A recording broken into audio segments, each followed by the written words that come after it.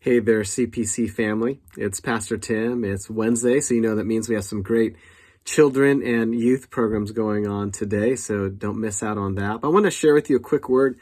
I was just talking with a friend this morning about Jeremiah 29, and you might know Jeremiah 29, and verse 11 says, "For I know the plans I have for you, declares the Lord, plans for welfare and not for evil, to give you a future and a hope."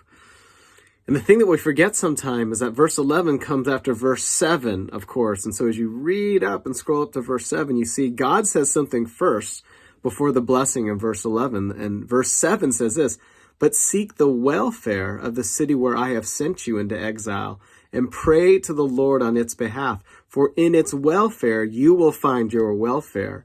And so the idea that verse 11 of the promised blessing of welfare and prosperity, it actually comes after verse 7, which the Lord first expects his people to be seeking the welfare and the shalom and the prosperity of the city and the people around them first.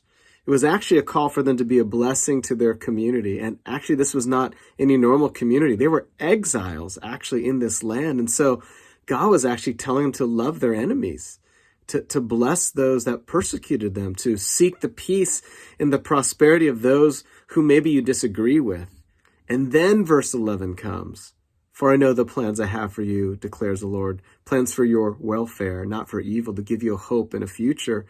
That blessing promise comes after the Lord commands them to be a blessing first. And so just a reminder for us, yes, we are recipients of God's grace. There's nothing we can do to earn it. But the Lord is pointing us in a path as his faithful followers to seek to be a blessing to others first. And in that, God says the blessings are going to come to you as you bless others. So look for a way today to say, "Lord, what small act of great love in your name can I do? What does that look like today? How can I be a blessing to someone today?" Well, just a couple of thoughts for you to be thinking and praying about.